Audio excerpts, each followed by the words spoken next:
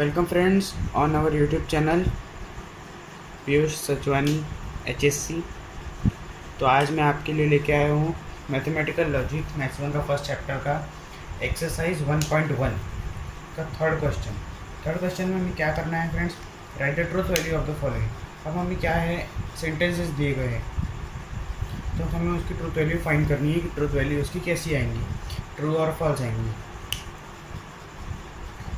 अगर आप डायरेक्ट ये वीडियो देख रहे हैं तो आपको कुछ भी समझने वाला नहीं है। आप पहले पुराने वीडियोस देखिए हमारे चैनल पर जाकर, आपको अच्छे से समझ में आ जाएगा। मैंने वहाँ अच्छे से एक्सप्लेन किया है। अब हम शुरू करते हैं। यहाँ क्या है, फर्स्ट क्वेश्चन 4 इज़ ऑड और 1 इज़ प्राइम। अब हमें ये सेंटेंस दिया है, हमें इसका क्या फाइंड करना है, ट्रूथ वैल्यू। हमें फाइंड क्या करना है, कल ये ध्यान में रखिए, फाइंड क्या करना है, फाइंड करना है ट्रूथ वैल्यू। ओके फ्रेंड्स, तो अब हम इसका एक फॉर्मेट देखेंगे कि हमें आंसर लिखना किस फॉर्मेट में है। सो फ्रेंड्स, हमें आंसर ना कुछ इस तरीके के फॉर्मेट में लिखना है। सबसे पहले तो हम लेट लिखेंगे। लेट के बाद में हमें कोई भी स्मॉल लेटर के 2 लेटर्स ढूंढना है जिसको हम स्टेटमेंट कह सके। अब स्टेटमेंट मीन्स पी स्टेटमेंट क्या है, पी क्या है, फर्स्ट स्टेटमेंट। फर्स्ट स्टेटमेंट हमारे इस क्वेश्चन में क्या दिया है, 4 इज़ ऑड, तो हम लिखेंगे 4 इज़ ऑड। पी क्या रिप्रेजेंट करता है, 4 इज़ ऑड। एंड क्यू क्या रिप्रेजेंट कर रहा है, 1 is prime.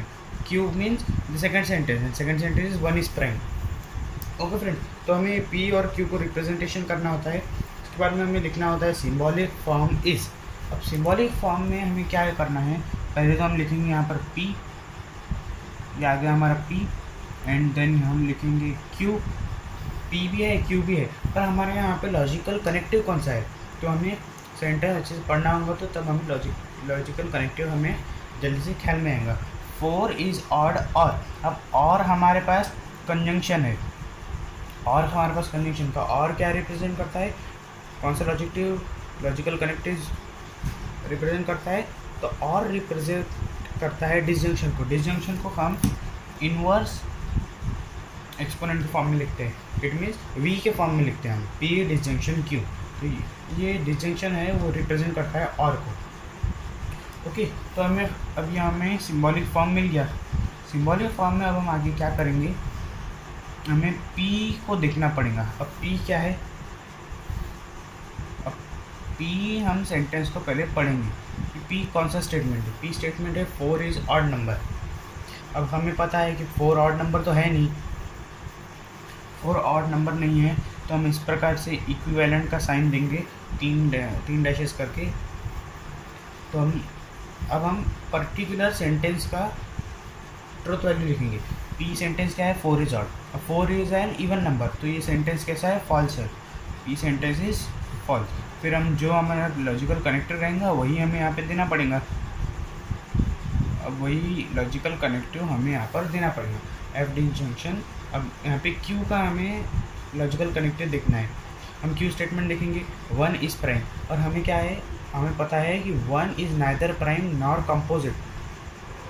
1 is neither prime nor composite, तो हम इसकी भी वैल्यू क्या आएंगी, फॉल्स आएंगी,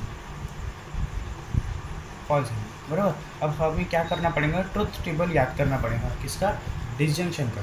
तो तब हमें पता चलता है कि फॉल्स डिसजंक्शन फॉल्स की वैल्यू हमेशा फॉल्स आती है। डिसजंक्शन का टेबल याद करना का इजी ट्रिक है, false false false and all the remainings are true. तो इसलिए फॉल्स फॉल्स फॉल्स होता है एंड बाकी सारे उसमें वैल्यूज ट्रू होती है। तो आगे हमें लास्ट में एक सेंटेंस लिखना होता है, the truth value of the given statement is. अब इज़ में हमें आंसर क्या मिला, एफ, तो हम यहाँ पर एफ लिख देंगे, हमें यहाँ पर आंसर मिल गया। तो हमें इसी फॉर्मेट में फ्रेंड्स आंसर लिखना होता है। तो चलिए फ्रेंड्स हम आगे बढ़ते हैं। इसका सॉल्यूशन अब मैं थोड़ा डायरेक्ट इसमें लिखता हूँ, आपको इस फॉर्मेट में लिखना कंपलसरी है यदि आप बोर्ड एग्ज़ाम दे रहे हैं। तो अब MST CET में अगर आप देते हैं तो फिर आपको इतना मेथड करने की ज़रूरत नहीं है, वहाँ MCQ ऑब्जेक्टिव टाइप्स में होता है। तो अब हम इसे सॉल्व करेंगे। तो पी हमारा फर्स्ट सेंटेंस होता है, कौन सा है, 64 इज़ अ परफेक्ट स्क्वायर, तो हम पी सेंटेंस, ठीक है।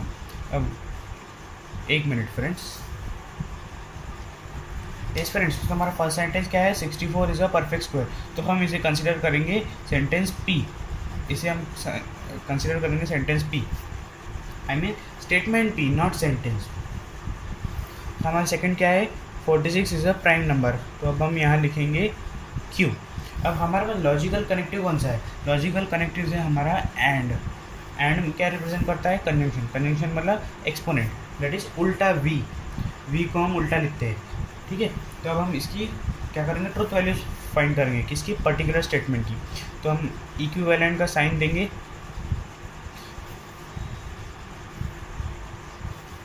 तो हमारा पी सेंटेंस क्या स्टेटमेंट क्या है, 64 इज अ परफेक्ट स्क्वायर। अब 64 किसका स्क्वायर है, 64 स्क्वायर है 8 का, 8 इंटू 8 64 होता है। तो ये हमारा सेंटेंस पी स्टेटमेंट कैसा है, ट्रू है, तो हम यहाँ ट्रू लिखेंगे।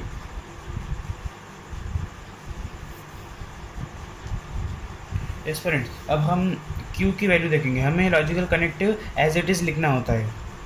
एज इट इज़ लिखने के बाद हम पर्टिकुलर क्यू सेंटेंस का ट्रुथ वैल्यू देखेंगे।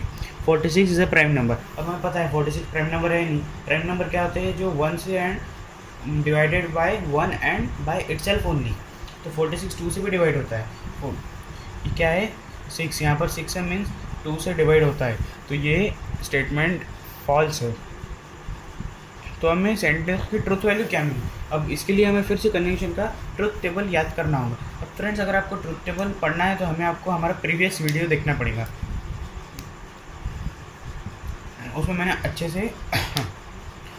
से ट्रुथ टेबल बताया है, उसकी ट्रिक्स भी बताइए कैसा हमें उसे याद कर लेना है। तो देखिए, कंजंक्शन का ट्रुथ टेबल याद करने के लिए ट्रिक कैसी है कि ट्रू ट्रू ट्रू होता है and else remaining the false. अगर यहाँ पर भी ट्रू है एंड यहाँ पर भी ट्रू है तो हमारा आंसर ट्रू आता है और बाकी सारे फॉल्स। तो यहाँ दोनों जगह ट्रू नहीं है तो यहाँ पर हम फॉल्स लिखेंगे।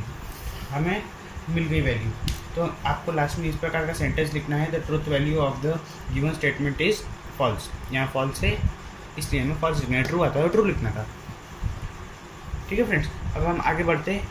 सो फ्रेंड्स, हमारे मैं थर्ड को स्किप कर रहा हूँ। थर्ड क्वेश्चन ईजी है, हम फोर्थ क्वेश्चन की तरफ बढ़ते हैं। It is not true that 5 - 3i as a real number. अब आप सोचेंगे कि यहाँ आई मीन्स क्या है। आई क्या है, आई इंडिकेट करता है कॉम्प्लेक्स नंबर। तो हम ये जो पूरा नंबर हमें दिया गया है ये पूरा कॉम्प्लेक्स नंबर है। आई की वैल्यू क्या होती है, root i is equals to, excuse me friends, i is equals to root -1 and i square equals to -1। जब हम इसको स्क्वायर करेंगे तो रूट कैंसिल हो जाता है। ठीक है फ्रेंड्स, तो अब हम यहाँ पर देख सकते हैं कि complex number and real number दोनों में फ़र्क होता है।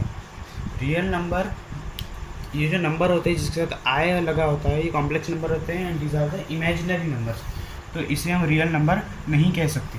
तो हमें क्या करना पड़ेगा, इसी फॉर्मेट में लिखना पड़ेगा। लेट, यहाँ हमें लेट, हमें फिर से वही लिखना पड़ेगा। लेट पी जो है यहाँ पर इट इज़ नॉट। अब क्या है, हम ये एक ही सेंटेंस है, एक ही सेंटेंस को हम कंसिडर क्या करेंगे, स्टेटमेंट पी। तो यहाँ पे हम देख सकते हैं यहाँ नॉट लगा है, तो यहाँ पर लॉजिकल कनेक्टिव कौन सा है, निगेशन का यहाँ पर लॉजिकल कनेक्टिव है। यहाँ पर negation as a logical connective use किया गया है। तो अब हम इसकी वैल्यू क्या देखेंगे,